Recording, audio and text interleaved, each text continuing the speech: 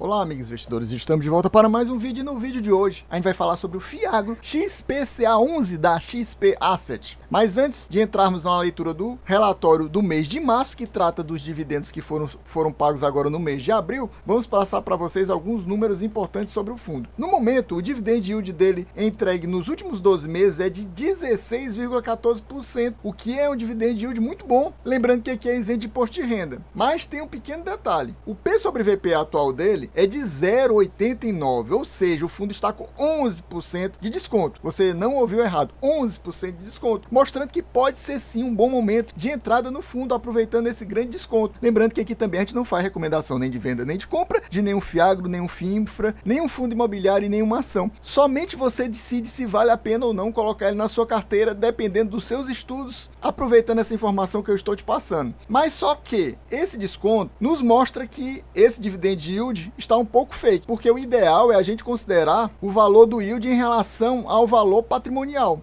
E fazendo isso, ou seja, considerando o P sobre VP1, a gente teria um dividend yield do ano de 14,41%, o que ainda é um dividend yield bom, mas não tão bom como o anterior. Principalmente considerando que esse aqui é um Fiagro high yield, pessoal. Não é um Fiagro daqueles com a pegada mais middle risk, como a gente vê também em alguns outros que a gente passa informação para você. Então ele aqui, pegada high yield, pagando 14,41% ao ano, para mim, por exemplo, já não é tão bom. Um high yield teria que estar na faixa de uns 15% mais. E ele já está na faixa de próximo a 14, quase 14,5. Outro detalhe importante é lembrar que o fundo pagou nesse mês 10 centavos. Esses 10 centavos equivalem a um yield do mês de 1,10%. Isso em relação ao valor de mercado do fundo atualmente, que está baixo. Até por isso deu 1,10. Mas esse 1,10 é a média atual dos Fiagros high yield até. Agora entrando na leitura do relatório propriamente dito, a gente vê que no mês de março ele cita aqui como importante a aquisição de um novo CRA, da BEVAP, que é a Bioenergética Vale do Paracatu, que atua na produção de açúcar, etanol e energia. Não vou ler essa parte aqui, só que eu vou destacar esse de encontro A. Para quem estuda bem português, e eu não sou nenhum mestre em português, mas eu tenho uma boa noção de português, porque eu já estudei muito para concurso, isso aqui é um erro crasso, viu? Por quê? Vai de encontro A, esse de encontro A é contra, ou seja, a operação vai contra a estratégia do fundo de contínua diversificação. Ele queria dizer que é favorável à estratégia, ou seja, o correto seria a operação vai ao encontro da estratégia e não vai de encontro a. Então tá errado aqui, eles deveriam me contratar para fazer a leitura e correção desses erros, né? Concordo. Não é o primeiro relatório que eu leio errado. O pessoal às vezes sabe escrever essa parte mais bonita, mais técnica, mas erra no português. Se eles não querem contratar alguém que tenha conhecimento dessa parte de investimentos combinado a português como eu, contrate pelo menos alguém que entenda dessa parte de português para ele ler e corrigir esses erros. Mas vamos lá, continuando. A gestão esteve visitando diversos clientes nas últimas semanas, monitorando as operações em campo e a saúde financeira dos tomadores. E aí ele destaca, e é importante a gente destacar, até o presente momento o fundo continua totalmente adimplente, ou seja, ninguém está devendo ao fundo, está todo mundo pagando dinheiro, sem qualquer necessidade de repactuação do principal e dos juros. Ou seja, isso aqui é muito top a gente saber isso, para a gente entender que o fundo não tem problemas. Esse valor que o fundo está recebendo, a receita do fundo nesses meses, está plena, digamos assim, sem ter ninguém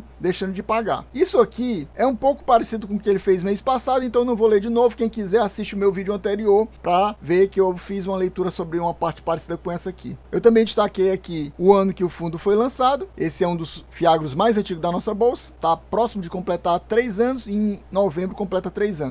Nesse mês, o resultado caixa do XPCA foi cerca de 10 centavos, 9 centavos e 9 décimos. E o resultado contábil foi de 10 centavos e 3 décimos. Lembrando que ele traz essa DRE pra gente, aquele tipo que eu não gosto, que só mostra o mês atual. Para mim o melhor é no mínimo 6 meses, mas o ideal é um ano todo, completo. E aqui mostra exclusivamente um mês e ainda é bem resumido. A única coisa que eu acho até interessante é ele fazer essa separação de receita de caixa e competência. Que eu me lembro, só ele faz isso aqui. Ele só não diz qual é a que ele usa para pagar os cotistas. Pelo que eu percebi, às vezes ele usa caixa, às vezes ele usa competência. Mas a maioria dos Fiagros usa competência, viu? Então é o seguinte, tanto que ele deu praticamente o mesmo valor, né? Diferença aí de 4 décimos. Às vezes essa diferença ultrapassa até 1 centavo. E agora foi bem próximo. Você vê que a despesa foi praticamente meio milhão. As receitas foram próximas de 5 milhões e ele distribuiu 4 milhões e meio. Basicamente foi isso, os 10 centavos. Lembrando que ele já tinha distribuído 10 centavos no mês anterior. E nos últimos 6 meses, mais ou menos, ele distribuiu várias vezes 11 centavos. Mas agora está com a queda para 10 centavos. E essa barreira dos 10 centavos não deve ser ultrapassada para 11 não. Pode ser até que caia. Até porque no mês de março teve queda na Selic, que vai afetar as receitas que o fundo vai receber em abril, que vão ser utilizadas para pagar os rendimentos de maio. Então fique ligado que esse rendimento aqui, meus amigos, pode cair. Então se ligue nisso. Mas o fundo é daqueles fundos que tem vários devedores que não pagam só mensalmente. Tem alguns que pagam trimestralmente e outros semestralmente. Então pode ser que nessa combinação de pagadores no mês de abril, o fundo tenha dinheiro suficiente em caixa para manter os 10 centavos, mesmo com a queda das receitas devido à queda da Selic do mês de março, que afeta as receitas do mês de abril. Outra coisa que eu não gosto nessa DRE, fora tudo que eu já falei, essa questão dele também não mostrar quanto é que ele tem de reserva. A gente não sabe se ele tem reserva ou não tem reserva, porque ele simplesmente não mostra. E outra coisa ruim aqui no fundo, essa taxa de performance aqui. Uma taxa de performance do que é CD 100% do CDI. E meus amigos, esse fundo é praticamente CDI mais 5%. Eu andei fazendo mais ou menos as contas ali, umas continhas de padeiro, é mais ou menos CDI mais 5%. Ou seja, ele é CDI mais 5%. Então todo mês ele ultrapassa esse 100% do CDI. E aí, sobre esse valor que ultrapassa, paga 10% de taxa de performance. O que eu gostei é a taxa de administração ser apenas 1%. Tem vários fiagros cobrando taxa de 1,15, 1,20, 1,25. Então, pelo menos dá uma amortizada nesse problema da taxa de performance. Aqui ele mostra despesas operacionais e simplesmente ele não nos diz se isso aqui, mas eu creio que seja despesa operacional, seja a soma de taxa de administração e taxa de performance. O ideal é que fosse separada. Aí teria uma linha taxa de administração e outra taxa de performance para a gente sentir qual é a diferença entre as duas. E para a gente sentir também se ele cobra todo mês essa taxa de performance ou se ele só cobra semestralmente. Tem alguns fundos que só cobram semestralmente isso. E aqui a gente vê a lista de distribuição dele nos últimos 12 meses. E você vê que ele pagou durante esses últimos 12 meses várias vezes 11 centavos. Olha aqui. Mesmo na época que estava bom. Estava boa a taxa de juros, a Selic lá em cima, 13,75. Ele estava pagando 11 centavos, 11, 12. Era por isso que esse fundo nunca assim conseguiu voar. Porque na época que o pessoal aqui estava pagando 13, 14, 15, ele estava pagando 11, 11, 12. Aí de vez em quando, ó, 14. Aí depois 11, 11, 11. Aqui a gente até entende porque caiu. Mas não era para ter caído tanto. Nessa época aqui que ele estava pagando 11, a maioria dos fiagos ele estava pagando alguns 12, outros 13. E ele pagando só 11. Aí ele deu uma porradinha em dezembro, até animou o pessoal, mas depois voltou a 11 e agora 10, 10. E como eu falei para vocês, eu creio que em maio ele pode pagar novamente 10, mas pode até cair para 9. Vai depender dos devedores, dos pagamentos dos devedores nesse mês de abril. E antes de a gente continuar, pessoal, eu queria que você me dissesse aqui nos comentários, você possui XPCA 11 na sua carteira? Tá pensando em colocar? Tá pensando em aumentar a sua exposição, diminuir sua exposição ou até mesmo deixar a sua posição e zerar a sua posição aqui no fundo? Quais outros fiagros você possui na sua carteira? Me diga aqui nos comentários pra gente trocar informação, trocar figurinhas. Você diz quais são os seus fiagros e eu digo quais são os meus. E meu amigo, se você ainda não é inscrito nesse canal, meu amigo, não perca mais seu tempo, não perca mais seu tempo de forma alguma. Se inscreva agorinha mesmo, já deixa aquele likezão, já comente aqui, já ative o sininho para ajudar a gente a bater a meta de 400 views. Sim, 400 views. É muito importante que você ajude pra gente bater essa meta de 400 views, pra gente no mês que vem tá trazendo a leitura do relatório do mês de abril, já no final do mês de maio, porque a XP normalmente só lança os relatórios no final do mês. E é importante isso, porque, por exemplo, o Vigia, que é um dos fundos mais importantes aqui, mais relevantes, por exemplo, no mês passado, ele não conseguiu bater a meta e nesse mês a gente já não trouxe a leitura do relatório dele. Então ajude a gente para não acontecer essa mesma coisa com o XPCA. Isso é o que eu trago todo mês, mas estou trazendo de novo. Para quem não sabe, ele é um fundo majoritariamente, quase que totalmente atrelado a CRAs. 91% praticamente da carteira é CRA. E ele tem aquele um pouquinho de FDIC Fiagro, que alguns outros fiagros possuem, mas tem fiagro com muito mais, né? Por exemplo, eu cito a AZQ, que tem quase 30% da carteira em FDIC Fiagro. Ele aqui é apenas 8%. E lembrando também que ele é um fundo também majoritariamente indexado a CDI. Quase 92% da carteira é CDI e cerca de 8% da carteira IPCA. E aqui é algo mais detalhado do que ele mostrou lá em cima nos comentários do gestor, falando sobre as movimentações no portfólio no mês de março. Ele adquiriu 9,88 milhões, que ele lá não tinha falado quanto era o valor valor daquele CRA da BVAP. Só que ele não comprou só BVAP, ele comprou mais 5 milhões